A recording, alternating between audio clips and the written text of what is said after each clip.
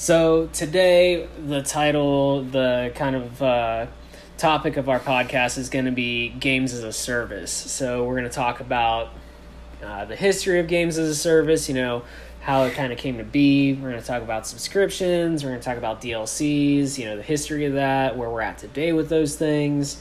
We're going to talk about pre-order bonuses, loot boxes, different types of games that have been affected by, this model. We're going to talk about the pros and cons, too. Not even just the games that have been affected by it, but the players themselves. True, yeah. And how it's kind of changed gaming in general. Yeah, definitely. So I guess what we'll start with is the history of games as a service. As far back as games go, it's always been a service to an extent. It's not just entertainment. But the earliest I can think of was, arcades. Yeah. So, obviously you get to play for every quarter that you spend or whatever. Obviously nowadays it's like $1, but... and you could really say this has gone back for a while, starting kind of with the original games, Pac-Man, pinball. Yeah. Pinball, yeah. I hadn't considered that, because I'm always thinking like video games, but pinball. Yeah. But you're right. You have to put in more money to keep getting these lives, and you have a 10-second countdown. You have to throw in another quarter and just get 3 more lives or even just 1 more life. But it's definitely, you're right. When you mentioned this earlier that arcades were a game as a service, I didn't even think about that. Yeah.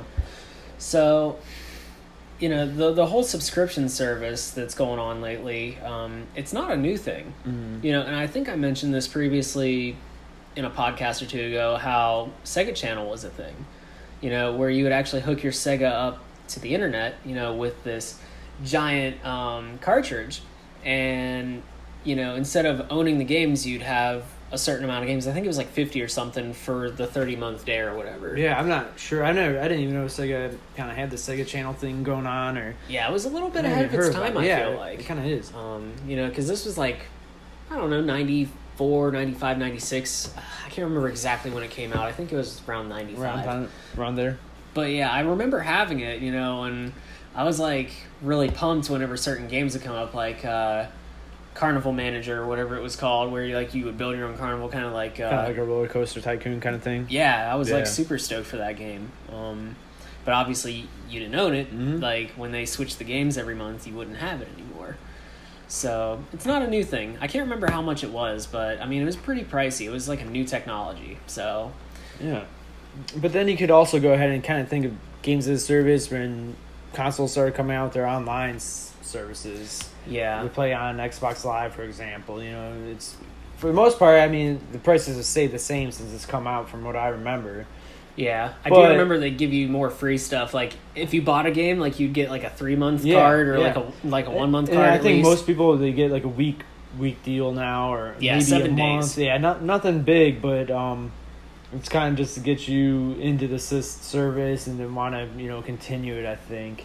Yeah, they were way more generous with it when it first came out. Oh, they were way more, but I think it hadn't taken off to where it is now, where mainly every game you're playing online now, or you need online access to really play it. Yeah, and that really frustrates me because there are certain games where I just want to play offline. Mm-hmm. Recently a new game that I started playing was the Dragon Ball FighterZ game. Yeah, and there is an offline mode on it now, but I think you still need to have internet access to it, which is really annoying to me. Like, I just want to play the game. Like, right. What if my internet goes out? Because it happens. Right. Time Warner Cable. Like, it happens. Exactly. Outages happen everywhere. So, I don't know. I miss the days where you could just put in a cartridge or you could put in a disc and the game was on the disc or the cartridge. Right. Instead of having to download the stuff. Mm-hmm. Well, I mean, it's kind of just where we are at with technology now. I mean, this is where we are. There's no more, multiplayer is not really restricted to just a console and a TV anymore. You need the internet service. You need subscription service. Yeah, something else we're moving away from with access to online games is couch co-op games, which I mean, from my perspective, Nintendo's still killing it with that. As far as being able to play with your friends, just anywhere. They're the staple. But right. As far as like playing split screen anymore, it doesn't exist.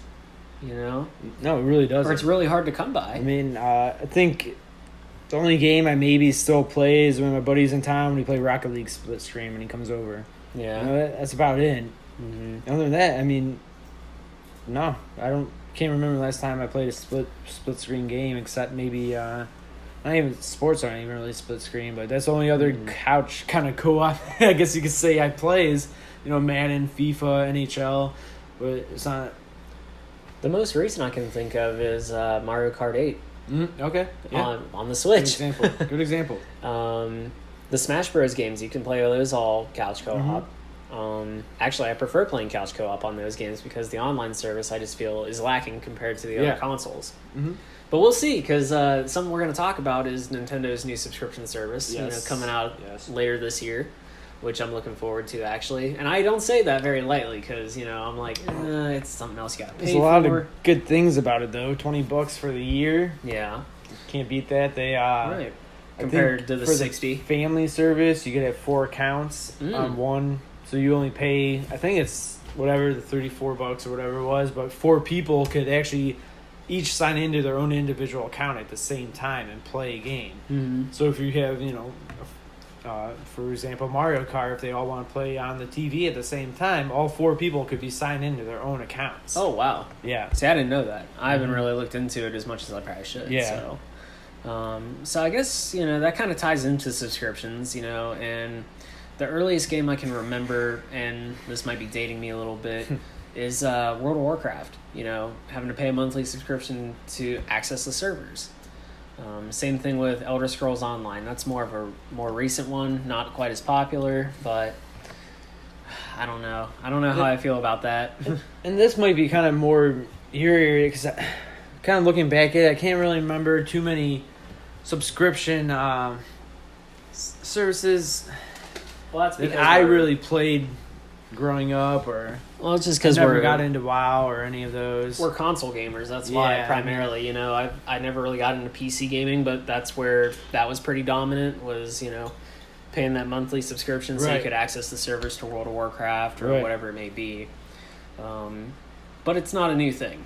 Is pretty much the whole purpose of talking about that, just to kind of give some background how games have really been a service as long as they've existed. They have been. I mean, and I think that's just a good example of how PC games work. And I think kind of as far as subscriptions, you could consider the online services we use on a yearly basis. I mean, you're primarily subscribing to it. I mean, PlayStation Plus, Xbox Live. Now Nintendo's going to have theirs, which I don't know what it's titled, but they each have their perks, though. Which is nice. Each, and I mean, I do appreciate how Xbox and PS Plus they offer the games with gold, and it kind of made you offer a little more incentive to paying for the subscription. Just a heads up, this month is Metal Gear Solid 5 Phantom Pain, I'm pretty sure, is the main game with gold. They also have the Street Fighter games, I think. Ooh. Yeah, so definitely worth getting. Those are definitely games. There's definitely some steals on there. Oh, yeah. So, I guess one of the main controversy things as far as games as a service go is downloadable content. Okay. DLC stuff. No, yeah, absolutely. So, I remember a major focal point in DLC was when Elder Scrolls Oblivion introduced horse armor. And, it was a huge meme for the longest time. And people were just, poking fun at this. Why would anybody buy this? This is ridiculous. Right. This is stupid. Who's going to spend $5 on horse armor? Now, we got people spending, hundreds of dollars on loot boxes so that they can have cool stuff on their Rocket League cars or on their Overwatch characters or whatever. Yeah, and I kind of want to even back up a little bit more. So when I think about DLCs, I was kind of thinking back to when I first started playing really on Xbox Live. The main game I played was Halo. Yeah.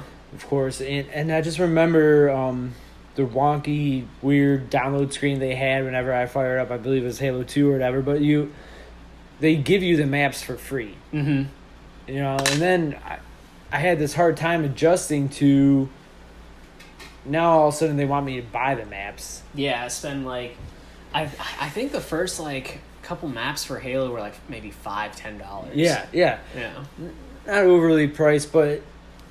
I just couldn't get past the fact that, hey, before you were just giving me these maps, and you just fire up the game and then download them automatically, and now what really kills me is you pay, I can't wait for this game to come out. You spend the $60 to get the game. Right. And now all of a sudden a year goes by, they came out with all these maps, the download content, 15, 20, 25 bucks, whatever much they cost, however many maps are in those DLCs. Right. And then a year after that, they come out with, the whole bundle. Yeah. For the same price, $60. Hey, I already spent $60 on this game. Why can't you just give me that stuff you're already giving for free now a year later? Right. And that's one of the things that probably pisses me off the most is, I was there from the get-go in the game release supporting you. Yeah. And you want me to spend another $100 or whatever, not maybe 100, but $60 for pretty much for a whole nother game. Yeah. But now all of a sudden I could have just waited a year, bought the game,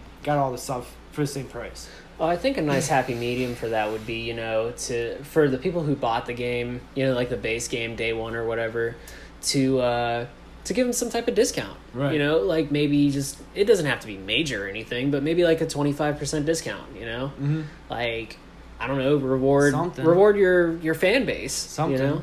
I think the people that are doing DLC the best right now, and it's weird to say, but Ubisoft with Rainbow Six Siege, like you get the maps for free. You get the maps, you get the operators. I mean, you have to work your way up to get the renown, which takes forever. Yeah, but you don't have to spend. They're not currency. Forcing you to spend the currency. No. Right.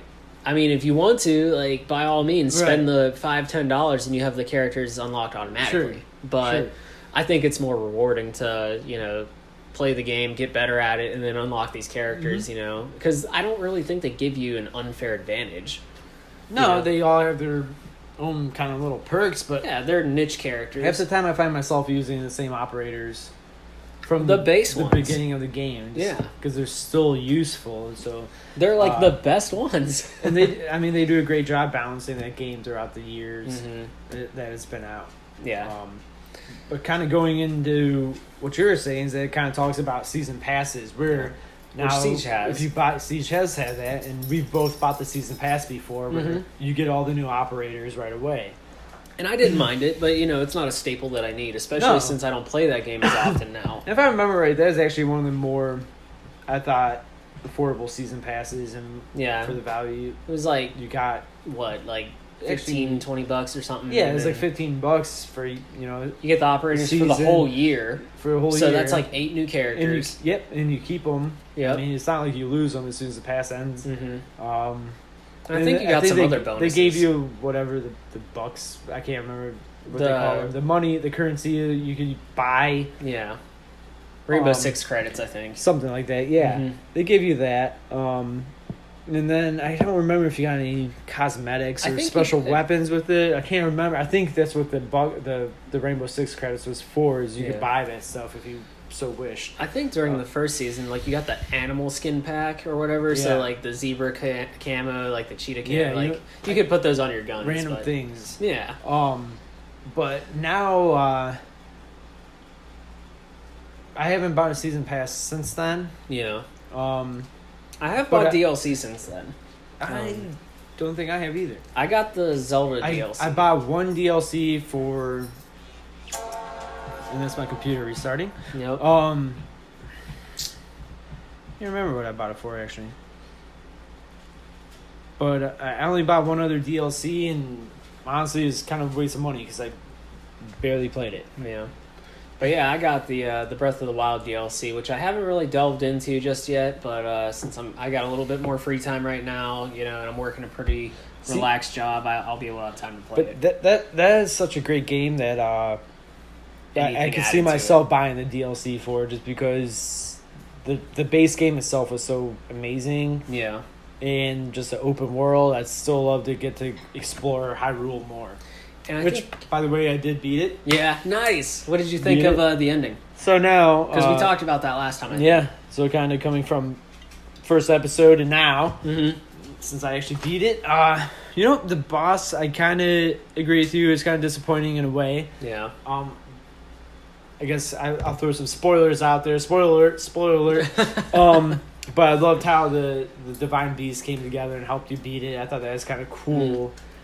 Yeah, because if you don't do all the divine beasts, then you have to fight Ganon with all of his health. Yeah, instead of or half if you health. only do 2, it takes it down to like 3/4 instead of half. Yep.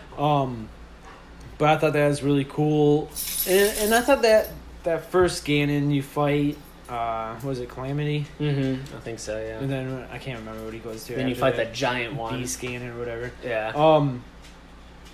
I thought that one was kind of hard because I wasn't expecting the shield. Mm.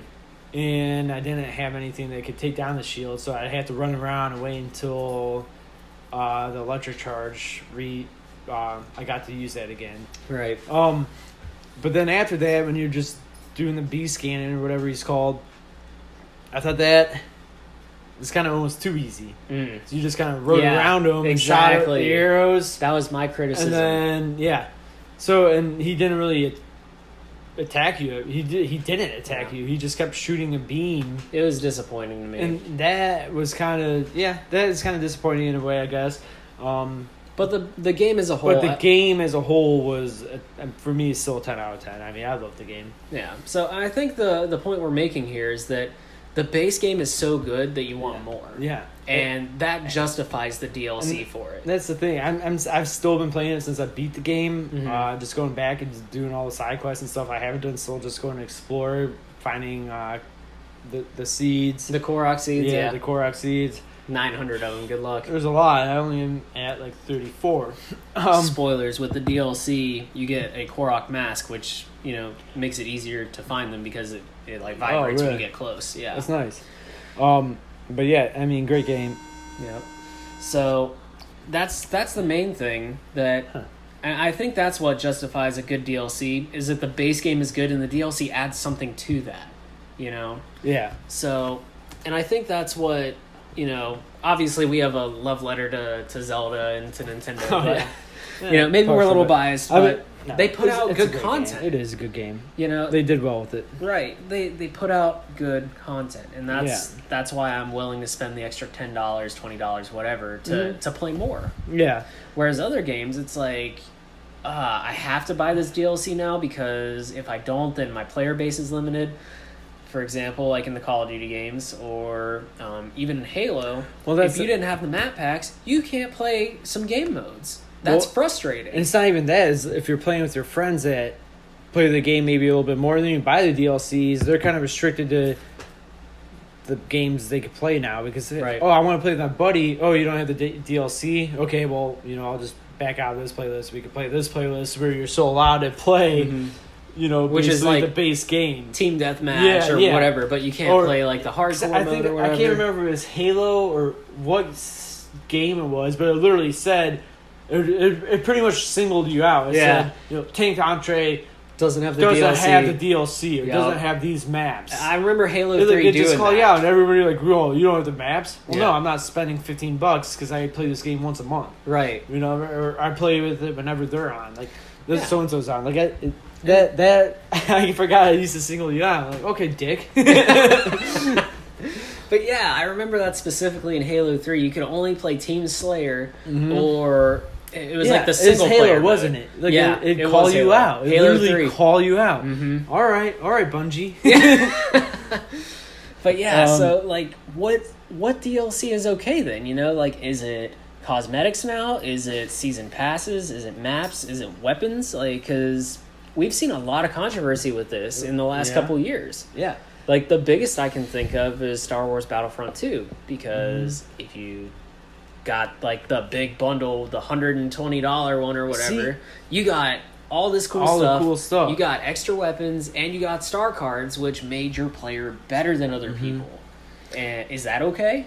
And apparently not, because they got a lot of backlash. They got a lot of backlash, and for good reason, because I don't think you should get an advantage because you spent more money. Right. I mean, there's people that buy the base game, they're supporting the game, just because they can't maybe afford to continue buying DLCs just to enjoy the same game. But then they get screwed over because, they want to play the game, they want to support the company or, they get whatever. Singled out. But then you got the person who spent double the money just smacking them down because they have an advantage, and that doesn't feel good. And these companies know they can just pump out as much DLC as they want, and there will be people that will buy it. I don't know. There was some, like I said, there was major backlash with Star Wars. And I think that's kind of going to touch on something we're going to talk about a little bit later on. I think it's kind of separate from the DLC. Mm-hmm. I don't think it's more of the maps, the cosmetics, an issue with the weapons, yes. That's going to come more about when we talk about pay to win. Yeah, and I think it's funny that the perspective on what's okay and what's not is shifted as far as, DLC goes. Because, like I said, when Oblivion came out with that cosmetic stuff for the horse armor, people just, laughed their asses off at it. They're like, this is ridiculous. Nobody will buy this. Nobody will buy it. But and now people people will buy it. Yeah, now more people are okay with the cosmetic stuff than they are, maps and stuff. And I think that's what a lot of companies have kind of caught on to is people will spend money on anything now. Mm-hmm. Yeah, so digital things that they don't actually own. They don't own it. Yeah, because eventually those servers will shut down and then that game will be dead. They want a costume their character could be in, and it's all about appearance and looks in the game. And you're getting shot at and killed, and no one really cares. You look cool, but I mean, I'm not gonna say no one cares. People care obviously because they're spending the money, but it's just me personally, I don't see it. I think that a game that does it pretty well is Overwatch. Okay. And I know you haven't played Overwatch. I'm not a big Overwatch person, but you... Yeah, it's a game I play pretty regularly. I play it, almost daily. I mean, not recently, but they just recently had a new character skin, which is expensive. It's $15 for the skin. However, all of the money goes toward cancer research. Yeah. And they tell you what foundation it is. It's a legitimate, foundation, and obviously people don't have to buy it. But they've raised almost $10 million off of this skin for cancer research. That's excellent. See, and that's putting that extra money they're making that if you think about it, maybe a little bit further than 5 years, companies weren't thinking they're going to make this extra money off of cosmetics. Right. And I think that's awesome that Overwatch is doing something like that, putting that extra money they're profiting into a good cause. Overwatch is doing a lot for the gaming community right now. They've got their own esports league going on right now. They have their own arena. Esports is huge. That's taking off. Yeah. So we're Ohio boys. Ashland University is the first university to offer an actual esports scholarship for their varsity team. I think it's time for us to go back to school. Yeah, right. University of Akron, or alma mater, is starting a varsity sports team, and maybe we should be coaches. Yeah, I mean it's taking off, and that's my dog drinking water in the background in case you hear that. Yeah. He's part of the podcast too, huh? All right, Walsh, there he goes. He's a champ. There he goes. He's on his way. Get his tennis ball. Yeah, I like the way Overwatch does their loot box content because the maps that come out, they're free. Yeah. They don't limit their player base. When the maps come out, everybody gets it. Yeah. When there's an update to a character, everybody gets it. Characters aren't, paid for. Characters come out, they're for everybody. But their costumes, those cost. And that's okay because it's just cosmetic and it doesn't affect the game itself. It doesn't affect how good you are. And I think that's what's not okay is where it affects the game. Mm-hmm. So, and you don't even have to use real currency in order to unlock, the costumes. You can use the gold inside the game, which it is a little hard to earn, but I'd prefer that over screw you, you can't play the game unless you buy this character, or you can't play the game unless you buy this map. Yep. Or you're going to be extremely limited and you're going to piss off your friends. Yep. So I like the way that they're doing it. Yeah. So I think that what we're kind of getting towards is loot boxes. So when we come back, we're going to start talking about loot boxes. You talked about Battlefront 2, and I think that's more of what got them in trouble with their fan base. Definitely. So yeah, we'll come back and rip on Battlefront 2. All right, so we're back in. We're going to talk about loot boxes. It's kind of what we started with, before we took our break. Yeah, we're kind of getting into... We talked a lot about paying for cosmetics, which is kind of what loot boxes have turned into.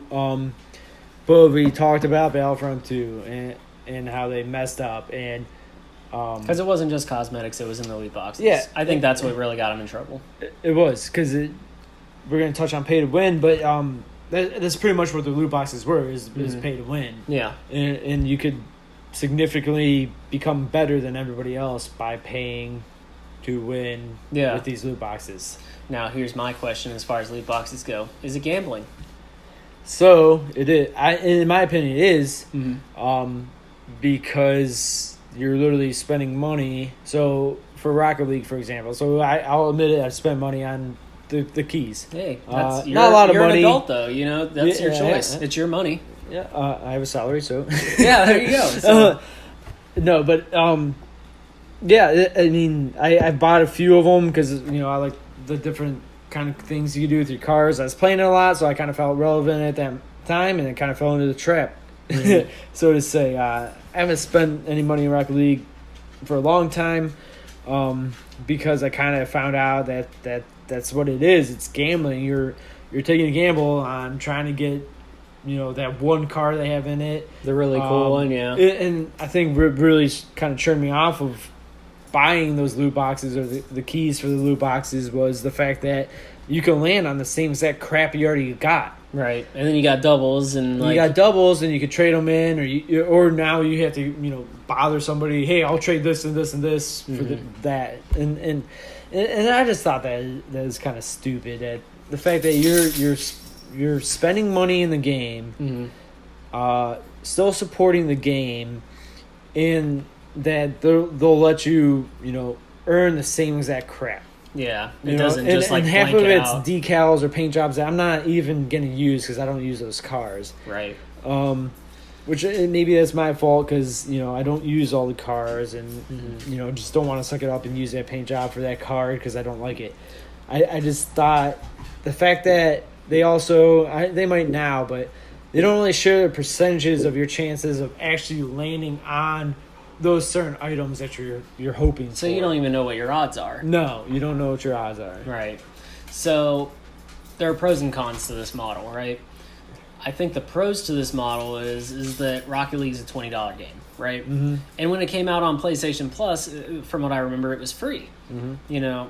The positive to having this model is the people that are willing to spend that money are supporting the game. Mm-hmm. And they're supporting the people essentially helping us get that free DLC, right? The maps, and exactly. Stuff. Yeah, exactly. I see where you come from. So instead of us collectively, having to spend the extra $5-10 on a new map or on like new cars and stuff, the people who are spending the money are essentially funding the game's continuation. Mm-hmm. I think the cons to this is it's a little predatory. I feel like because a lot of little kids play this game, with not a lot of parental supervision. And we can get into that discussion whether or not, it's the parents' responsibility or it's the game company's responsibility, but there's got to be some type of regulation on this, Well, yeah, but I think a lot of kids are also growing up in this culture. That's what you do. You get the cool stuff. Right. And you spend the money for it. Mm-hmm. But I think parents are catching on to how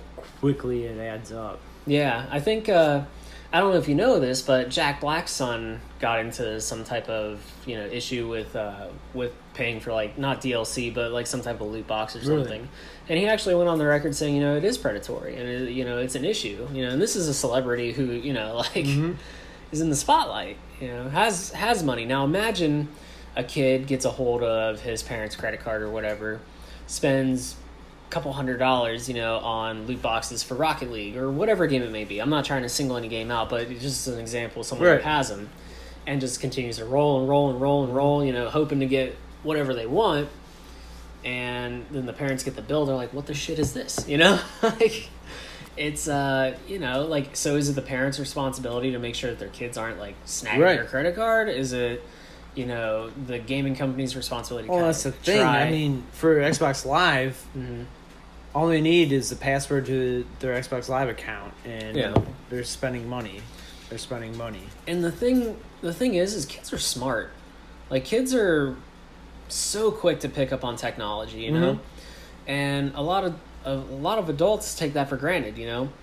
I've talked to a lot of parents that are like, the technology grows so fast because they're growing up with it, whereas we have to learn it. It's like, I understand, you know. Well, and I think a lot of parents want to, you know, give their kids the money. Hey, this, you know, that's all cool, whatever. There's something they're interested in. They give them money, and then they kind of see is like these kids keep wanting more money because of all the new cosmetics, weapons, whatever comes out. Yeah.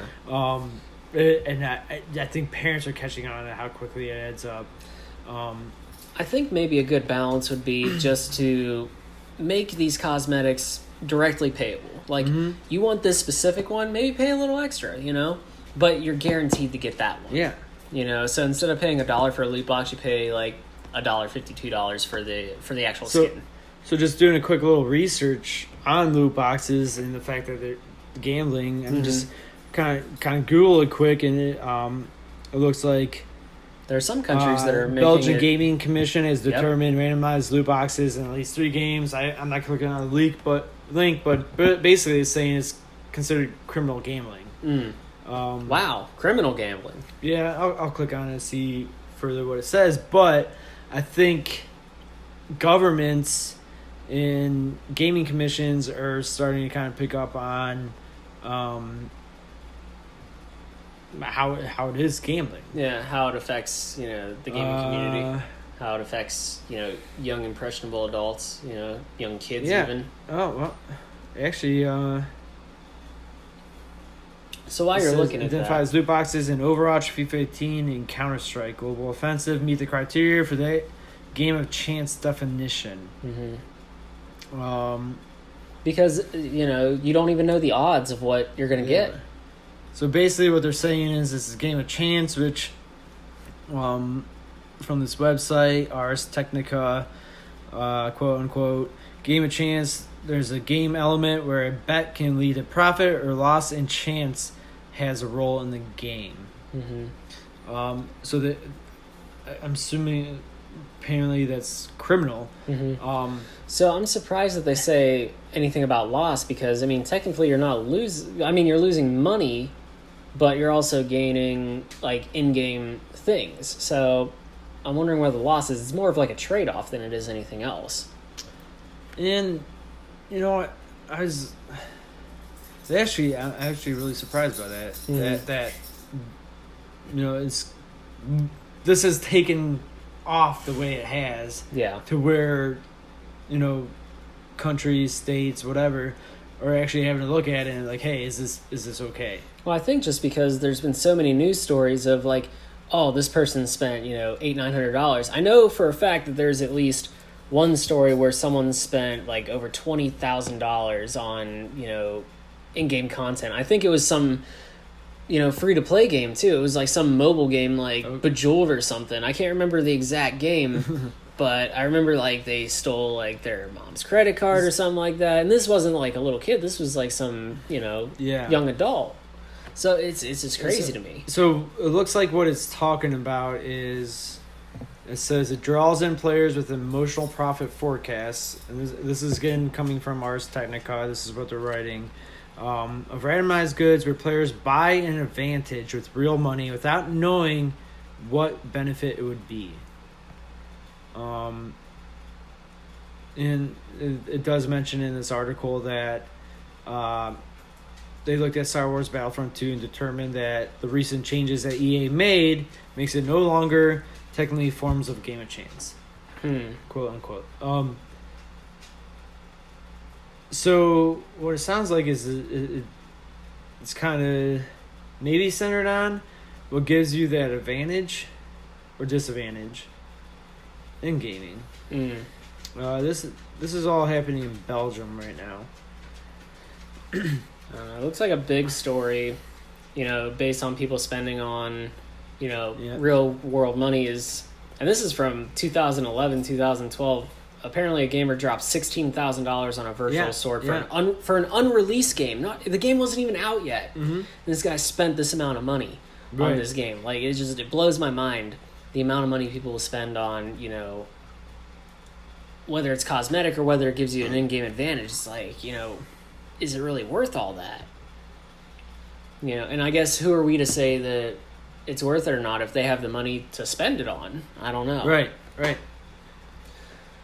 So that was our spiel on loot boxes, I guess. I don't know. Is there anything that you want to add to that? Like, no, I think for maybe someone with a gambling addiction, that's a whole other ball of wax to talk it about is, too. Because this could kind of serve as an addiction, for people. Not necessarily when you think gambling addiction, you're probably thinking of tables and slots. But this, in its own way, could become a gambling addiction for. Well, have you played on age. Like? Have you been to a casino and played on some of the gambling machines lately? Like, some of them play like video games. They do. Yeah. And the pachinko machines that Konami does now. Yeah. Yeah, those are gambling machines. And video game addiction is already a diagnosis in itself. So I mean, you gotta think kind of if you become addicted to video games, you kind of become addicted to the loot boxes in them. Yeah, I'd be interested to see some studies on that too, and see like what the brain reactions are to these loot boxes. Whenever, like, is there an epinephrine release? Like, are there any chemical releases giving those good feelings when you like get something cool? I would be really interested to see that stuff. Oh yeah, just kind of if you just Google loot boxes, I mean, pretty much is everything how it's kind of being affected by laws and companies being afraid of it. I mean, I'd be scared too. That's a big money draw for them right now. And then you think of how you could gamble on They legalized, so Supreme Court left it up to the states. The sports gambling, Sports gambling. Mm-hmm. How does esports fall into this? Oh, well, technically it's a sport, so you could bet on them. Yeah. I know Overwatch has their league right now. They're in the fourth phase, I think, and they're getting ready to come up on their finals, so I'd be interested to see if people are going to be betting on the finals. Yeah. To make a profit. Okay. Be interesting to see. So I just thought that was something interesting to throw in there. Because I don't really know how far esports are along as far as a professional entity, but another game that I just thought about is Counter-Strike. Like in Counter-Strike, it was one of the games Belgium declared that fell under whatever that chance or whatever. And I don't know a whole lot about Counter-Strike. I've played it, very briefly. Like I said, I don't play on PC a whole lot, but I kind of wanted to get a feel of what it was, and it just wasn't my cup of tea. But super highly competitive. But I do know, if I'm remembering correctly, I could be off on this, but someone spent a couple grand on a knife skin. Just for a knife. Like, it's wild to me, how much people will spend on these things. It's insane. And I think it's definitely changed the landscape of gaming. I think it takes less pride out of the game itself. Talk about pride and accomplishment. We gotta go there. We're really ripping on Star Wars. I'm not even talking about. I'm just talking about games in general. I think it takes less pride out of the game you're putting out, and more worried about making profit in the cool designs you can make out of cosmetics and weapons. I remember when you could just unlock stuff just by playing the game, putting in cheat codes. I was fine. Hey, you got these 20 skins you can unlock. Cool. Yeah. You have to do these achievements again. Cool. Yeah. Well, now you can just buy them. Oh, so you could just make money off of... Right. Instead of me actually wanting to play the game more to get through these achievements to get it. Like, I don't know. You remember in Halo unlocking the armor pieces? Like, if you did, like, the skulls, or... I think you could get recon armor. I forgot about the skulls. If you played against, like, a Bungie... like a person who's employed by Bungie, and you beat them, you got the recon skin or whatever. You got something, with the flaming hat, with the flaming helmet. Yeah. I don't remember the exact details, but I do remember unlocking like the armor pieces, playing the game on Legendary or whatever. I think my favorite was the Ryabushkina or whatever. It was like the one with the samurai sword on the back. It was sweet. Yep. No, I know what you're talking about now. Yeah.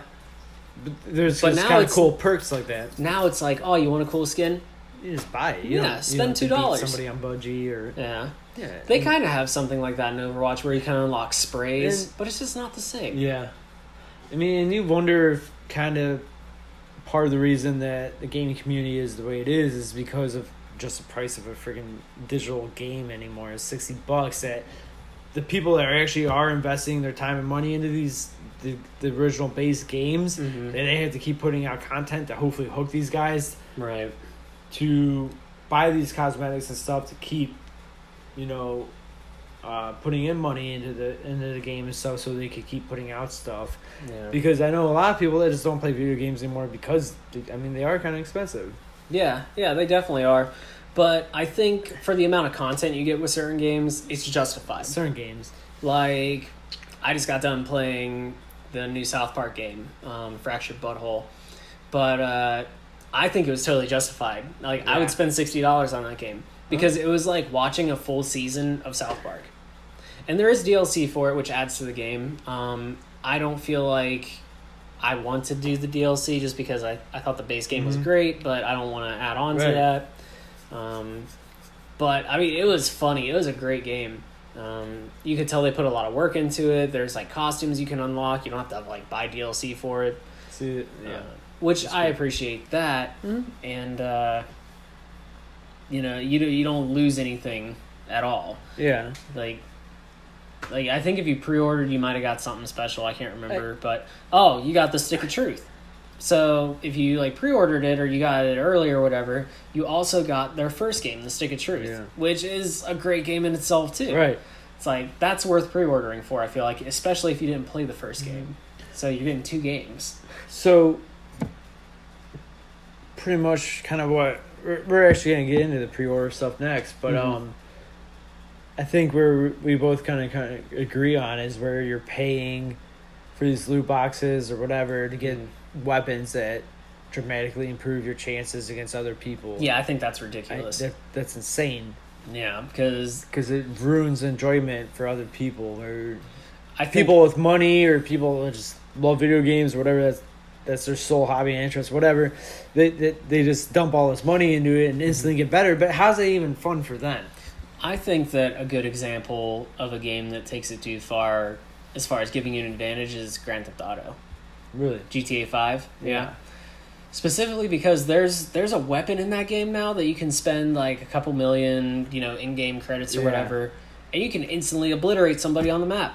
It's like a laser that comes from the sky and kills them automatically. See that, Have you not seen this? Yeah. No. It's just like, it's like they're not even trying anymore. It's like... Well, GTA 5 Online, that whole online system is... I'm still salty about it. I'm still upset because I enjoy it. I was wanting the story to be continued because they talked about doing a story DLC. When they saw how much money the GTA Online was making, though, they're like, screw that. We're not going to do the single player DLC anymore. No, we're just gonna like put all our money and all our investment into it worked out for them. Because I mean it's a moneymaker. Oh, they're printing their money right now. Still, for the people that are fans of the game itself.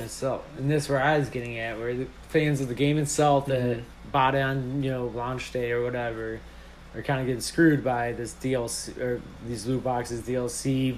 Fake, spend real money, get credit money in the game, Don't get me wrong, GTA 5 is a great game base. It's worth the $60. Like when it came out, it was worth it. I didn't know about that weapon, but I even enjoy the online for it being free, and I've never spent money in it, and I've actually been able to get to like I bought my CEO building, I bought a warehouse. Like I don't play extensively, so how long did you have to grind to get that stuff? Well, but that's another thing that Rockstar does well, is that they offer login bonuses and stuff. So one day I logged in, I got like over $1 million. Wow. This past 2 weeks, if you logged in on one day, you got like, don't quote me on this, but I'm just gonna say like $500,000. And then every day after that you logged in up to May 14th, I believe it was, you got an extra like $25K. So like you could almost make $1 million there. So it has login bonuses. So there is they do make it so you don't have to spend money, however, real money to get somewhere in it. But once again though, once you like, it doesn't $1 million in that game. That's a car. Yeah, that's a building. That's what I was gonna say. Yeah, because like it's such a grind to get the cool stuff. It's a grind. You know what I mean? Like it's like me and my buddy, we play it for fun, and we don't really know what we're doing in it. We don't do heists. We just kind of do dumb little missions or just run around and troll people, blowing them gas up. stations. And no, people troll us. And then yeah. you don't spawn you far enough away, and we're not good enough at the game. to have And that's any cool frustrating. vehicles where they just keep killing us. We're like, okay, this guy's annoying, whatever. But And then you like try and hop to another server. No, we just keep trying to kill him back, and then eventually they leave us alone. But yeah, I mean, it's just like we just like running around there and having fun and doing dumb stuff. I mean, that's what GTA is known for. You just do dumb stuff and have fun. fair enough. Okay, so pre-order bonuses. Yeah. How do you feel about them? So, I'm okay with them as far as cosmetics. What about I early think when access? they get like if you pre-order, you get access to a closed beta. I'm okay with that too. Mainly because that's like a private beta, and then they do eventually open up to the public. I feel like most companies do. Yeah. But what I don't like, and I honestly don't know if it makes much of a difference, but I know for certain like shooters, for example, you get a sweet sniper rifle or To start, yeah. something like that. But I don't know if it has drastically better qualities to it, or if it's just kind of more cosmetic and you can say I have this sweet looking gun. So kind of what I'm saying is if it puts you over other people, I'm not okay with it. Right. I guess my issue with the pre-order bonuses is that's money that the company's already getting for essentially not putting out a product at all. So who's to say that they don't promise you all this like cool stuff like later down the road? Yeah. Everybody pre-orders it, gets all pumped up, and then all of a sudden they're like, we're not going to support this game anymore. Screw that, we're done. And I feel like with pre-order bonuses too, that it's not even just pre-ordering the base game that gets you the stuff. It's pre-ordering like the deluxe edition or something like that. Mm-hmm. And that I think it's crazy how games have different. I guess it kind of falls along pre-ordering, but just games in general. You buy the base game, say or a silver edition or gold edition, like Oh yeah. and silver edition you get this skin. If you buy the gold edition, you get these 5 maps. When the first DLC, the new weapon and the skin. Yeah. And I'm like $120 for a game. That's insane. Yeah, it's a bit much, and I get it that games nowadays they're expensive to make. And you The have to people that are bank working on on- you enjoying the game. Yeah, the people that are working on these games are working insane hours. They're working Oh, yeah. tirelessly, like Yeah, they're working themselves down to the bone. right. And I get that part of it. However, it's like it's still just entertainment. It's not. This is where we can get into a debate. It's not a necessity. No. However, it's a way for people to spend their entertainment fund, instead of like, I don't know, $10 for a 2-hour movie, you spend $60 on like a 400-hour game. Yeah. Depending. So I'm okay with pre-orders, I guess, because obviously gaming in general, you don't have to spend it if you don't want to. It's just, I don't know. I feel like... I honestly don't know the last time I pre-ordered a game. Oh, man, I can't remember. Halo 3 was the last game I pre-ordered. I think I got burned on, it was either like Fallout 4 or... some game burned me real bad, and I didn't pre-order since. No, Halo... I think it was Halo 4. I pre-ordered it? that game, and I was like super stoked for it, and then I was really disappointed by it. I'm like, Bungie's like 343. It's not Bungie anymore. It's 343. 343. 343 is like Halo 4. pooping the bed right now. I'm just like, I actually God. enjoyed Halo 5. A lot of people didn't. I did. See, I didn't, Campaign kind of sucked, but I liked online. I liked the little changes they made. I didn't even play it. I gotta be Really? honest. Yeah, I was fine with it. I was so hurt by Halo 4. I was just like, I'm done. I'm over Halo it. 4 looked like garbage, but I actually enjoyed Halo 5. Mm-hmm. And I still do. I'll play it every now and then. Same thing with the Call of Duty games. Like Call of Duty's just gone downhill. the I'm first sorry. Black Ops, I was okay with. Black Ops 1 and 2 I liked. Yeah, I didn't like Black Ops 2. Nothing's better than Modern Warfare. I'm sorry. Yeah, fair enough. That series. Yeah, Modern Warfare 2 and 3, like they were great games. And their DLC model, I guess, was okay. Like you have to pay for the maps. That's kind of standard the main nowadays. thing is you got to pay for the maps, and that's what drives me crazy. Is No, like back in the day, I didn't have to. Mm-hmm. So what? Like all of a sudden, somebody's just like, "Hey, why don't you charge for these and make extra money?" I think maybe instead of launching with only 9 maps or something, like just launch with the maps. Well, that's the thing though. They'll come out with that same base game with Mm-hmm. all the maps in it Mm-hmm. a year later, Right. for the same exact price as what you bought the original base game for. So essentially, you got to be a patient gamer and wait if you want to A have year. like all the and stuff. hope people stay in the community and want to keep playing that game online. Mm-hmm. But the fact that just drives me crazy. Like, come on. Yeah. I spent the same exact money, and now people could just buy this game and get everything right away. I think And you want me to still spend $50 to $60 more for all these new maps? I think essentially what we're paying for is the developer's time, though. You know what I mean? Like, they take time to make these maps, and I can respect that. But I think a happy medium for this would be to open up games to modding communities. Yeah. And let them make maps. Because then essentially you're not the only thing Can't argue that. Well, what they're losing is they're losing profit, because if other people can make maps, they're not going to want to buy their maps. Yeah. But instead of like putting all this pressure on their developers, open it up for the modding community. Let these people who are passionate about this game make the freaking maps. Then you have to figure what their developer is going to do after launch. Right. Yeah. Start working on the next game. You think? I'm sure they have teams that just stay with that one game until they think it's going to die. Mm-hmm. Oh, definitely. That's definitely a thing. Yeah, so I don't know. That's just kind of, I guess, a sensitive area for me.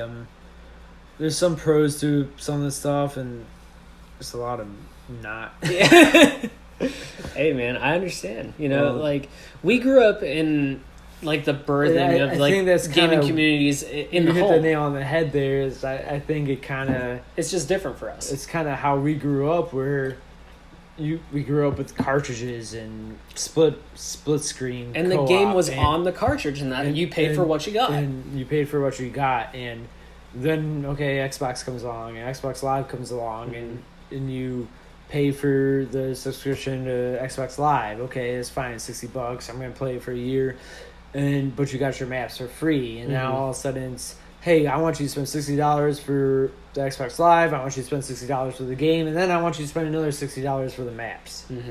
And it's just, this is kind of insane to me. I feel like it's almost a disservice to the gamers. Yeah, for us who grew up playing games, like From us, but you see kids now that probably have no. That's what's the norm. I think a big difference too for us, and like I'm just playing devil's advocate here. Yeah. But we grew up with games that were way easier to develop, way easier to put together. Was it though for the time of Maybe not where we were? but, I mean, it's probably still just as difficult. Yeah, I don't know though, because they're not as intricate. They're like at the time they weren't as intricate. We had a lot of side-scrolling games. They weren't 3D. Growing up. Yeah. But then you get to like N64 where you got like Ocarina of Time. Yeah. Which is kind of open world. Mario 64, where it is open world. It's Yeah. 3D. Uh-huh. But even so, like the graphics, if you go back and play Mario 64, it's polygons. Like it's a lot of squares and It triangles. is. But you also got to figure out where technology was at that time. I mean, that was like the best looking game at that time. yeah, it was the best looking, and not only that, but it was like the biggest game. Yeah. It was open world. Like 120 stars to collect. Like that was huge at the It time. was. It's still huge nowadays. It is. But I guess my argument is that it's so much more technical work. Compared to back then, where it's like, oh, we can put this together pretty quickly. I mean, there's apps and there's things that you can make, side-scrolling platformer games in minutes. Whereas now it's like they gotta make the bush look so realistic, otherwise you're gonna like shit on the game because it doesn't look good. The rain looks like shit. Right? The rain looks like garbage. The water looks bad. Oh my god, I can't see when it rains. The shadows are bad. 0 I out get of what you're 10. saying, but I mean, honestly, I'm not a video game developer. I don't work. We're not experts by any means. Not by any means, but I just feel like back in the day we were at where technology was at the same time, and is probably just as difficult as it is now. You're always kind of where your technology's at, and Yeah. I don't know. I mean, look at the teams of gamers now. Like the teams that put together the games. Like hundreds of people working on one game versus, like maybe a team of 20 people to make a platformer. It's just like it's such a massive project now to make a AAA game, and I think that's I feel like that's also issue. because it's not only looks but it's sound. Yeah. So sound effects. It's Yeah. I think of like Ghost Recon Wildlands, for example. They literally sent a team to Bolivia to just record sounds, look at the terrain, to try to make the actual map look and sound like Bolivia. Right. I mean, so I think maybe just us as gamers have put more of a expectation on like what we want from a game, and that's what it comes down to. And that's why we need these huge teams. Because in Ocarina of Time, you didn't have to send people to. Well, okay, think of what Hyrule would be and send them there and pick up, the sounds of the birds and the cars, blah blah. Yeah. Like you didn't. I don't think anybody really cared about that back then. But to now, we're like, okay, we're in Bolivia. Well, I want it to look exactly like Bolivia. People have to sound and look exactly like people from Bolivia. The rocks have to be exactly where they are. Terrain has to look exactly like it. Like just everything, the nature, the blah blah blah blah blah. You could go on and on. So are gamers spoiled nowadays? Is that what it is? Are we entitled? We've become spoiled. Yeah. Because people have put out great games. Yeah. And it's just gotten to that point, though. That's what we expect. And we're always I think looking for that's the next why best there's thing. such big teams, is because they literally have to. That's all your job is just go out to Bolivia and pick up all the sounds and stuff, so we could get it as real as it. And it wasn't even just like Bolivia. It was just like shooting different weapons. They go and fire different weapons to pick up the sounds on that. So when you get a weapon in that game, you can hear that same exact weapon. Right. Like they wanted to emulate as much stuff as they could, and they did a great job with it. But I think we've kind of become spoiled as a gaming generation right now. A little bit, but there's got to be a balance. There's got to be a balance in, money and what's spent and, what it's worth. I think we as gamers dictate what games are worth at this point, you know? Like, if we see a game that looks like, quote-unquote, garbage, people are going to buy it. So people are. It depends. Even though that's the funny thing about some games, that even games that look like garbage, if it's a little bit fun, I find that they still buy it. Fair enough. Because you find some of those like little third-party games, just some of those random games on like what was the game you Octodad? Octodad, yeah. It's such a weird looking game. Yeah, but it's just so obnoxious for $8. Yeah. I mean, they're not overly expensive, but people will still buy those stupid-looking games, I find anymore. I Am Bread, that's another good example. Like, you literally play a piece of bread and you gotta get to the toaster. What was that one game where that little girl goes in the video game store and she returns a game, and the guy's like, that's not it! He starts, like, puking rainbows. I can't remember. You know it what was I'm talking so about? bad, yes. And it is just the most awful-looking game, but people bought it. Yeah. Just because it's just so bad. funny. Yeah. So anyways, I know we got a little off track, but we did. So I guess the next thing we could talk about is Game Passes. That's libraries. So again, not a new thing because Sega did it way back in the day. So this goes back to games as a service, and we're trying to switch to kind of, well, not really switch to, but kind of wondering how game libraries and passes are going to affect not only digital sales but hard copies as well. Hard copies are dying. So yeah, for example, Xbox, they have their Xbox Game Pass, and you get 100 games in the library. Yep. And not only that, but now you get Microsoft exclusives on launch day. Mm-hmm. No, mind you don't own any of these games. As soon as you cancel the service, you lose the games. You're essentially renting them. But for $10 a month, if I want to play Sea of Thieves that I knew I didn't want to buy, but could play it for 6 months and be done. Never be done with it. I kind of I spent the $60 and got, I guess, essentially my money's worth. So I guess I could see where they're coming from on the Game Passes, where the value is, because look at Netflix. Netflix does it. Netflix, yeah. Hulu does it. You don't own those movies. You don't own those TV shows. but you watch them, and then when you're done with them, that's it. Yeah. You know, it's over. Like, that's where games are nowadays. Yeah. Games are just another form of media. Well, unless they're coming out, DLCs and all that, where you have to spend more money to keep playing them. Right. That's the difference, I suppose. Yeah. But that's kind of the new thing is I guess what a lot of us are wondering is Xbox, PlayStation, and even Nintendo Switch, are they going to kind of switch to this Game Pass library model where you just kind of spend on top of your Xbox Live, another $10, so it would be $70 a month, or $180 a year for kind of this whole service in general, where you just get all the games and you kind of just you never really own them. I guess you're just kind of always renting. I don't think that'll ever die. I don't think owning a product will ever die. Yeah. I think the way you own that product will that die. would ruin GameStop. GameStop's done. And GameStop's never in a good place anyways. I feel like as far as news. Well, I think what's going to happen to GameStop, it's going to turn into like another Newegg or another FYE type of thing where they don't sell... FYE. They don't sell, media like that anymore. They sell... I guess like gamer merchandise, like specialized merchandise for gamers, like Legend of Zelda backpacks or the Funko Pops, those are big right now. I walked into an FYE yesterday, actually. An entire wall of Funko Pops. You know how many movies they had in FYE? They had one little bin. And it was like half Blu-rays, half DVDs. They didn't have movies in there, really. And that's another thing.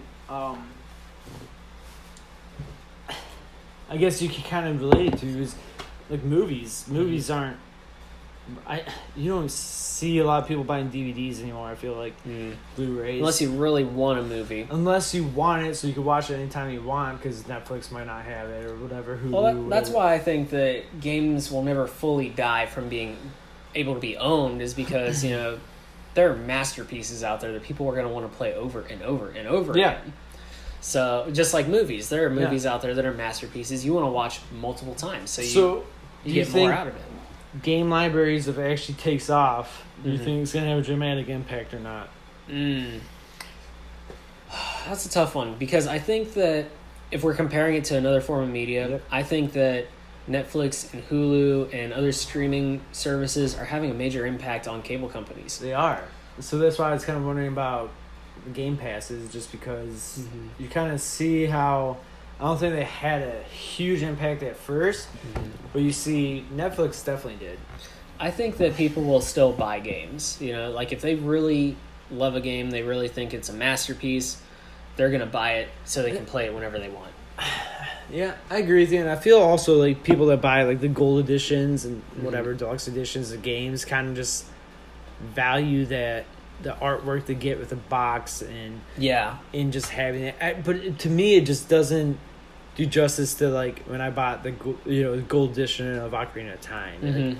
I don't know. It doesn't do the same thing for me. I remember pre-order bonuses being really cool, or like gold editions being really cool. So okay, we're talking about the Game Pass's library. What about digitally downloading games then? Buying games that are digitally downloaded that you own it, but you don't own it physically, and you can't trade it in.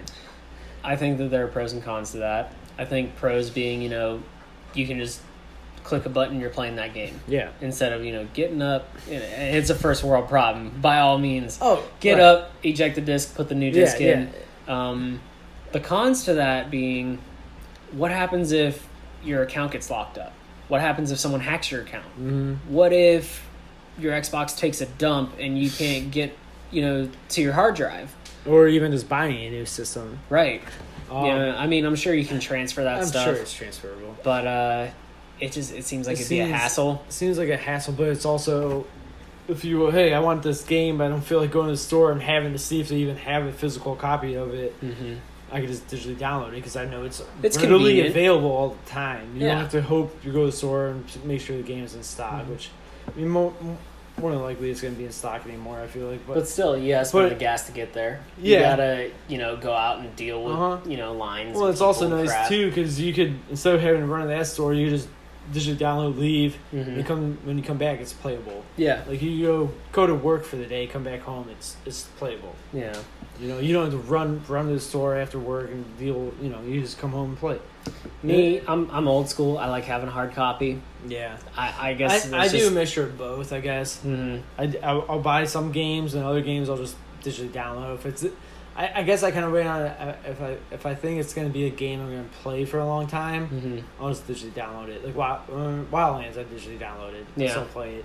I ordered a hard copy of it off of Amazon because it was like $25. I mean, you couldn't beat also, it. Yeah, exactly. I think that's another thing is like when you digitally download a game, the price usually isn't better. Like you can find it cheaper if you find a hard copy, which is weird to me. Depends if you buy right off of launch or not. Yeah, true.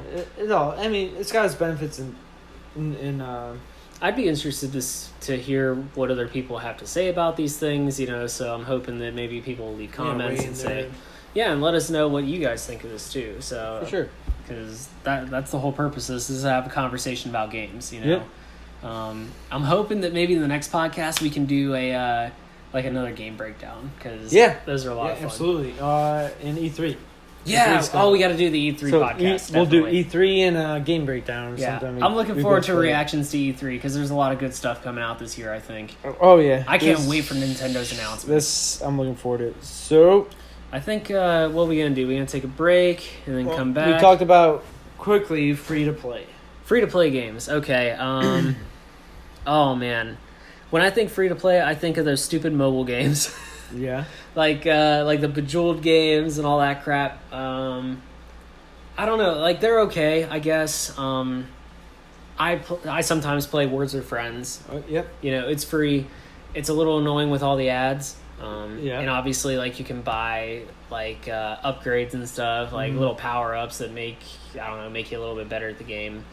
But I don't know. It comes into that: is it predatory or not? Yep. Because they have like those upgrades and like you can buy all these things. So I guess they're okay. Like for people who just want to pass some time, if they don't want to spend a bunch of money. One of the probably more popular free to play games is Fortnite. Okay, so Fortnite's a whole other animal. It's a whole other animal, but it's free to play, and they kind of fell into that. Hey, they have season passes now. They have cosmetics. Yeah. They have a single player that's $60. They do, but nobody, I think, ever plays that. I don't know. You know, I guarantee there are people out there that I'm sure there are people that bought it, but you know, nobody I know has actually ever bought it and played it. For us, no. But, you know, maybe younger generation that is super into Fortnite, like, this is really cool. And there's a ton of people that stream this game. I mean, an insane amount of people. And they make good money, you know, streaming on Twitch. People donate to them. Oh, yeah. But as far as, like, game content, like, it's a great game. It runs super smooth. It runs smoother than PUBG. Oh, yeah. And it's free to play. Well, that blows my mind. I think when I was thinking free to play games, and you mentioned mobile games, I was thinking Clash of Clans. So I got really into Clash of Clans, and to really kind of accelerate your base, they wanted you to spend the money on the friggin' gems or whatever. Yeah. And the only time I ever spent money in it is like if I got an iTunes gift card, I wasn't going to use it on anything, so I just I'll buy the gems with this iTunes gift card and accelerate my base on. But that game actually became kind of a hassle with how constantly the clan I was in, whatever, was doing wars but that's the first thing that kind of pops into my mind is like the game's fun to play and somewhat, but it once you get to like so far along, it's just kind of annoying how if you don't buy this money, it's so free to play. But it's gonna take 10 days and 9 hours to upgrade this one little like loot collector. Yeah, and how does that make you feel as a gamer? Terrible. Yeah, it makes you feel like crap because it's like I like this game, I want to play it, but now I feel like I'm being forced to buy this crap 10 days to be better. Now, yeah. To actually get this like new whatever, I had to wait 10 days. I'm like, man, that's almost 2 weeks. When I think of a free to play game, I mean this is going kind of far back, but I'm thinking of Farmville on Facebook. Okay. Like in order to grow your farm, you'd have to like get your friends to to play with you, or you'd have to you had to get other invite people. your friends to do you stuff. Invite friends, mm-hmm. and that's the thing. Yeah, and it would get annoying as shit because you'd have like all these like game requests and crap. It's like I don't want to do all this. Like it became a chore. It wasn't fun anymore, so that's why people stopped playing. It is more than Farmville that did that too. Oh yeah, Facebook. There's several games and stuff that Farmville, Cityville, whatever you want to call it. Yeah, whatever you want to call it, you could play that, but they expect you to invite people and almost help the following. But most people didn't want those invitations, and you almost feel guilty sending them. Like, who would be somebody I know wouldn't get mad at me? Right. No. Then there are people I purposefully stopped being friends with because they were so freaking annoying with their game requests. Yeah, and it's like, just stop, dude. It's just annoying. Yeah. Stop. So I feel like if you're imposing your gamers to do things like that, like to hassle other people or to spend money to be better at it, like you're doing a disservice to your fan base. You are. And it's frustrating to me. Yep. So we're gonna take a quick break and then kind of continue on with the last half of our last third, I should say. Yeah. We're gonna talk about podcast. Talk about early access games, game previews, successful on, and we're gonna talk about dates. overall pros and cons regarding the whole topic. And then whatever else we have left to talk about at that moment, and then kind of wrap it up with a fun game. Yeah, challenge. All right, so we're back and we're gonna talk about early access games. Okay, and like game previews. Yep. So obviously, probably one of the more popular ones right now is PUBG. Yeah. Other games I could think of that are early access game preview or Astroneer. Fortnite, I think, is still technically a game preview. It's technically in beta. I can't remember. Yeah, I can't remember. Ark Survival is one of them. That's the one with the dinosaurs and stuff. Elite Dangerous, that's like a space simulator. Subnautica was. Yeah, it just came out of early access recently. Yeah. So I have a love-hate relationship with early access games. And part of my reason for that is I feel like you're taking a gamble with it. You invest in this early access game, and if it doesn't take off, they give you a disclaimer at the opening, like, this game is not complete, there's no guarantee it's going to be complete, but your hope is that this game is going to grow, and it's going to be, it's going to be great. So essentially, you're an investor in the game. When you essentially are, yeah. When you spend money on an early access game, you're investing in the future of that game. You really are.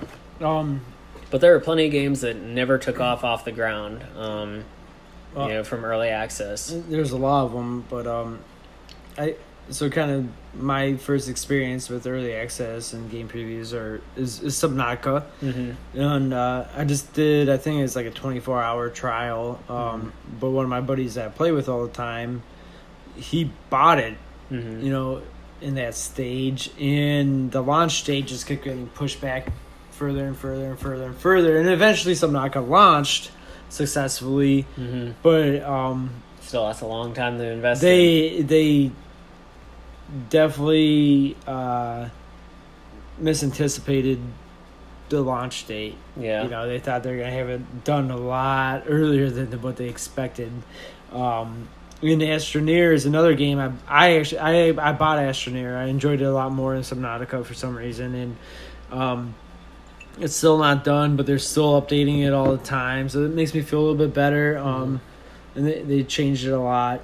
And then now, you and I both play PUBG all the time, and you kind of look at that game, and how fast it took off in just early access.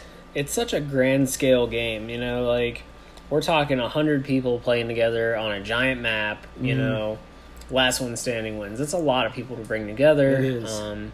It probably takes a lot of time to develop the map for that, But I think one of the games that I was disappointed in most that I was really interested in was DayZ. I don't know if you ever heard of that. I've never heard of it. So it started off as a mod to the Arma 2 game, which is on PC. And the mod was that they added zombies into the map. It was like an army simulator. Yeah. So, not unlike PUBG, grand scale, like multiple people on the map, and it was based in Russia, I want to say. So you drop into this giant map, they just kind of spawn you in a random area. There's no like parachuting or whatever, and there are zombies on the map, and you start with nothing, just like you do in PUBG. Like no clothes, no nothing. You have to scavenge for everything. I was super interested in this game because I was like, yes, a zombie like survival simulator. It reminded me of The Walking Dead a lot. Yeah. Like, you didn't know who you could trust. If you ran into people, they could either align with you and help you scavenge and stuff, or they could just shoot you in the back of the head, like steal your shit. So the mod itself, like from the base game Arma, actually runs better than the standalone DayZ game, because they decided this game's going to take off. We're going to take a whole team to develop this game. But they ran into all types of technical problems, and as far as I know, it's still in early access. Still not a full game. Mm-hmm. A lot of bugs, a lot of issues, and it's been in development for like 7 years or something crazy. So it's never taken off. And I feel bad for the people that were interested in that game that played it all the time, because it's not going anywhere now. That's the risk you take when you play an early access or a game preview. When you pay for it, right? It's like, this game might not take off. Yep, it's a gamble. Yeah. So, but sometimes it really pays off. Sometimes. I remember when Minecraft was still in like early alpha, early beta. My buddies were playing this like crazy, and I didn't understand it at the time. Uh-huh. I think I was 17 years old, and my buddies were like, "This game's gonna be huge." I'm like, it's pixelated blocks. It's like Legos. Like I didn't feel like it was going anywhere. Well, did I know? Now it's a multi-billion-dollar game. Huge, massive. Yeah, it really took off. 'Cause you do a lot of cool things in that game. Yeah, I like. As far as you let your creativity come out. Yeah, when you look at it though, it's like you look at it and it doesn't make sense, right? Right, because modern day gaming, it's like it's all about the graphics, it's all about what looks good. It wasn't about creativity. Then you look at like the computers and their mods and how realistic a lot of that can look. Right. It actually looks pretty good. So that was an early access game at the time that I was like, I don't see this taking off, and then boom, it exploded. Oh yeah. So it's still doing well. Shame on me. Yep. So I guess where we're at now is pros and cons as a whole for games as a service. Pros for me, people who are willing to spend the money fund it for the rest of us. Like maybe I don't want to spend the money on costumes and shit, which I don't. Like if I want a cosmetic in Overwatch, for example, I just grind it out and I buy the ones that are available. Right. Other pros, I guess it gives the developers an opportunity to expand on games, specifically with DLC. Like if a game is really good, people want more, they can make DLC and give the product more. I don't know, cons, it's a little predatory to me. I feel like some of these things could be slippery slopes for people who do have addiction issues. And some people might look at it and be like, oh, well, they're adults, they have a choice, like they can choose not to do it. But some people are more susceptible, I guess, like they get that high, like, oh, this is really great, like they like, that rush to get the cool thing or whatever. And kids, like the kids know better, and then it comes to the responsibility, like the parents are responsible to tell them, but it's tough. Yeah. Especially with the parents who aren't as technologically savvy. So a lot of gray areas in this topic today. There's a lot of gray areas, and kind of caveat under your cons as far as the gambling, and I feel like there's also a lot of justification with it too. It's like, well, if I don't get what I want, I could trade it with somebody, or I could exchange it, whatever. Rocket League, for example, you trade in 5 items of the same value and you get one thing back. Like it's not like I'm losing my money exactly, because I could still get something out of it. I think that just kind of will feed it more. Yeah. Buying more keys for the crates. Yeah. And then kind of like you said with kids, I don't think they really have the concept of what they're actually doing. Like you're actually kind of gambling your money right They now. don't know the value of money. No, they don't. You know, that's the and- thing. We're in their stage of development. They don't know the value of money. They don't know that they're actually gambling, that there's like a small percentage that they're actually ever going to hit the thing they want. And they don't know the value of money, you know. And how can you expect parents to tell their 7-year-old, their 8-year-old, even their 10-year-old, like, you know, that's like bill money. Like, they don't get those concepts yet. Because they just think it's part of the video game. That's what you do. You spend money in this.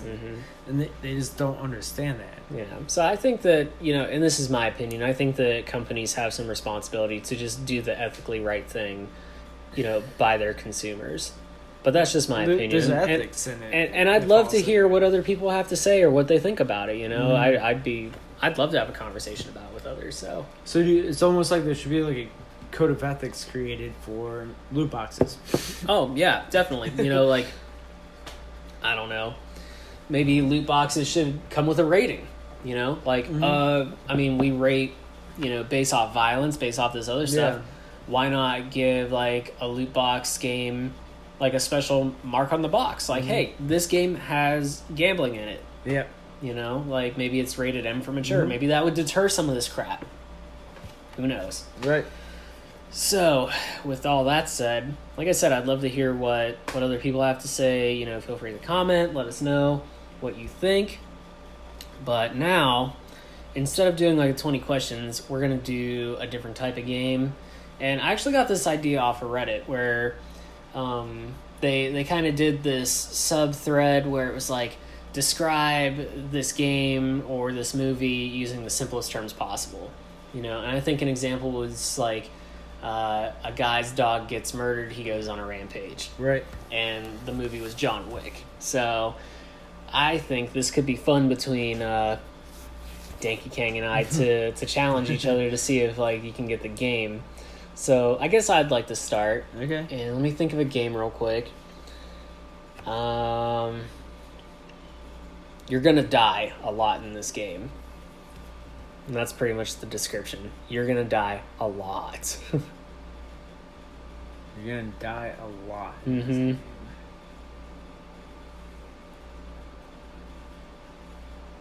It's the description, huh? It's super vague, I know, but it's actually on the box art for the game. They tell you in the game, you're gonna die a lot and you're gonna get punished a lot. Mortal Kombat? And it's not Mortal Kombat. Okay, let me give you another hint. It's a series, and you're gonna have an ally that praises the sun.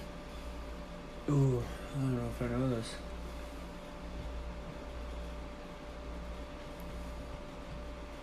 I don't think I know this.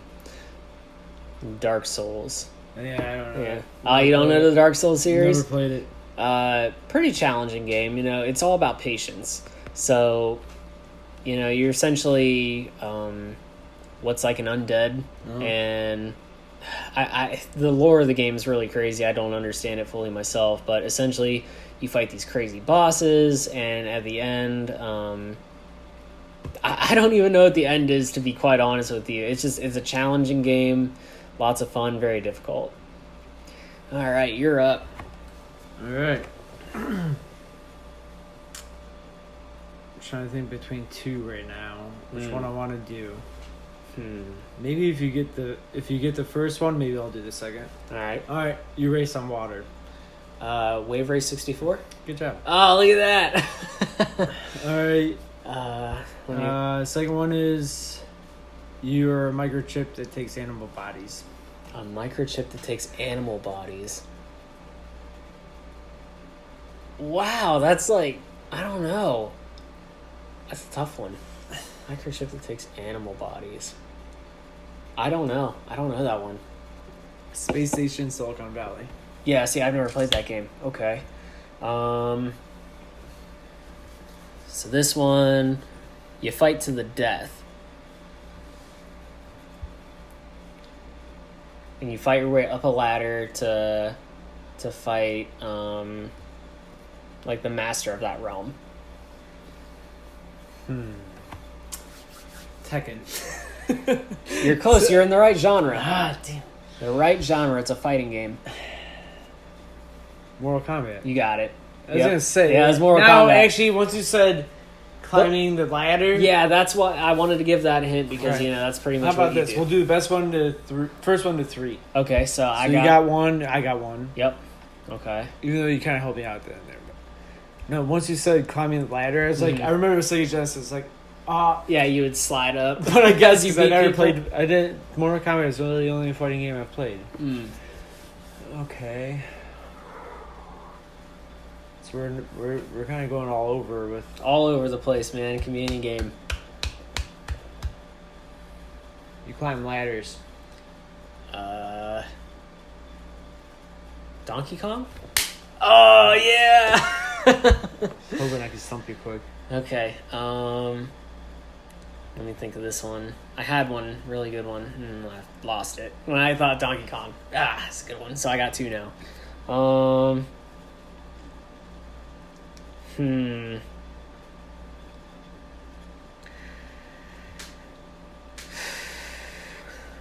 This is a tough one. Because I don't want to stump you too hard, but I don't want to be nice either. You take pictures of mythical creatures. Pokemon Snap. Oh, you got it! Like, so quick! Oh, man. That was a good one. So we both got 2 now. It comes down to this.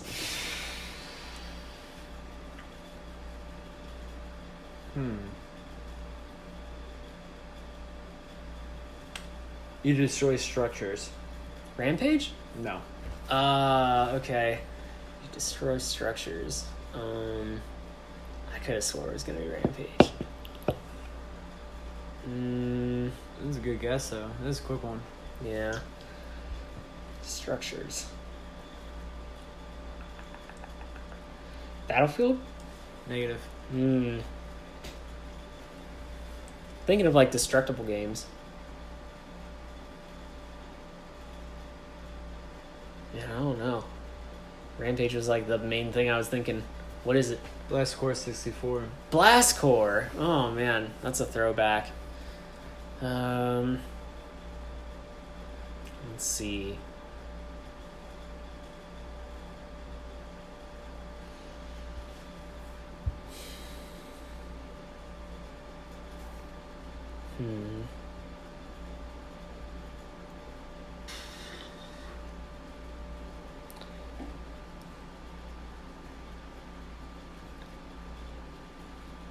You stab your commanding officer with a throwing knife.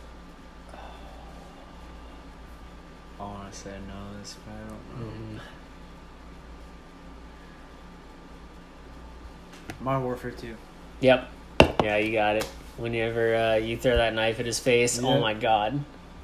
Just such a good moment in gaming. Alright. Yes. Well, just for fun, because I got 3, right? Okay. Yeah, well, you got 3, so you won. Just for fun, let's see if you guys... You're reptile. Amphibian.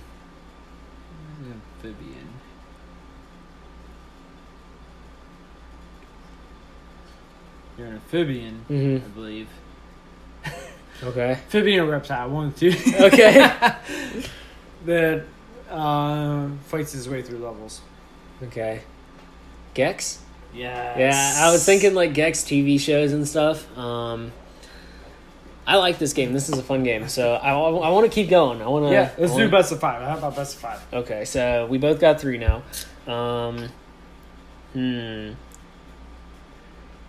You're a secret spy who gets betrayed by your government.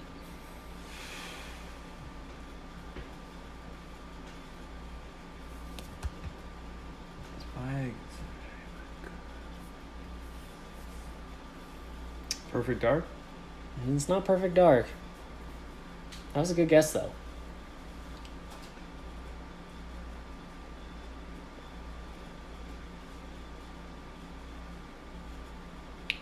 Is it a 007 movie? It is not a 007 game or movie. Let's guess. Spies.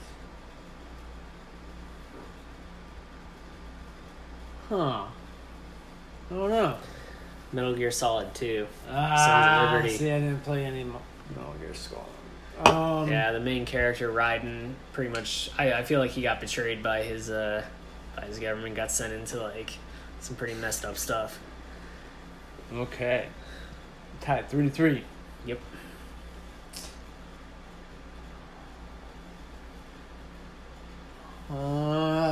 It's always tough thinking of a game, man. Kind of is. It's because we've played so much and like don't want to make it too obvious. Yeah, I think that's the hardest part, is making it not too obvious. Mm-hmm. Okay. Oh, it's getting too close. I gotta think of a game now. Yeah.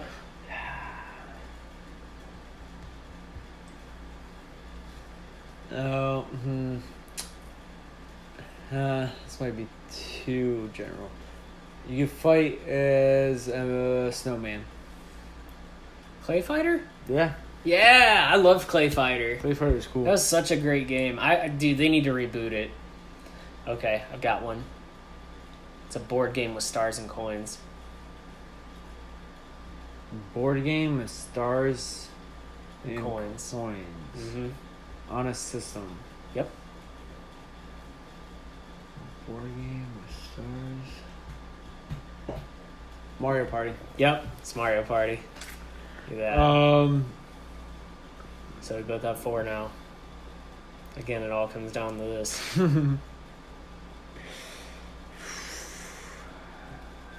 Think of a game.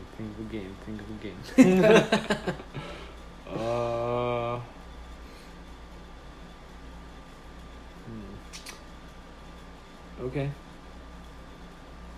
You're a spaceman that collects resources. No Man's Sky? No. No. Spaceman that collects resources.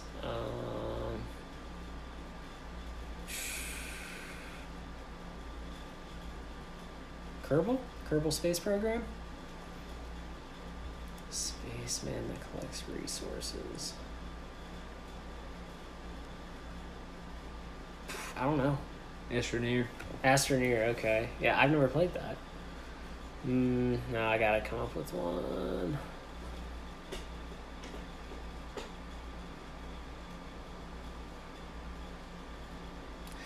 You play as a dragon trying to save your dragon friends.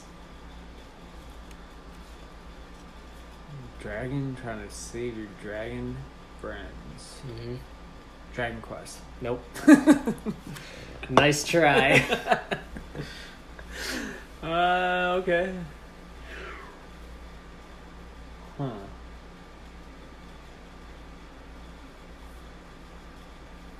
I think of something now. Yeah, I can't let you win this one, man.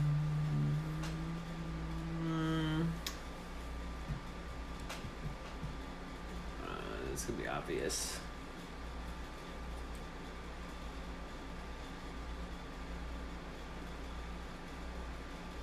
You ride a bike.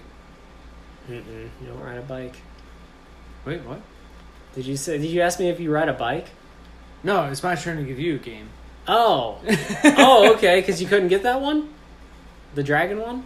Didn't you already tell me what it was? Huh. Oh, I thought you did. For No, I was letting you think.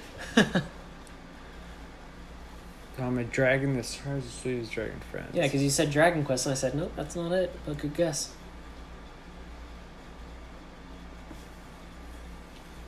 To be fair, you said Spyro. it is Spyro. Yep. With the bike one, I think it was Dave Mira. It was. Ah, look at that. That's actually a pretty good guess. I'm surprised they didn't go Paperboy. Paperboy's a good guess too. But you said ride bikes and didn't say anything about delivering papers, so Didn't. I was thinking maybe like sports. And we're around the same age, so you know, like It was PS1? yeah, PS1. Dave Mira Freestyle BMX. Yep. The second one was Yep. the bomb. It had a great album to it. Yep. I think you won. I think you Yeah. got the 5. Spyro. Yeah. They remastered it. Yeah, it's getting ready to come out for all the consoles, I think. So, all right. Well, that has been our third podcast talking about games as a service. like I said, feel free to give us any input. I look forward to getting some feedback. Same here. And this has been 2 Guys, 1 Joystick. All right, Ting Dontre out.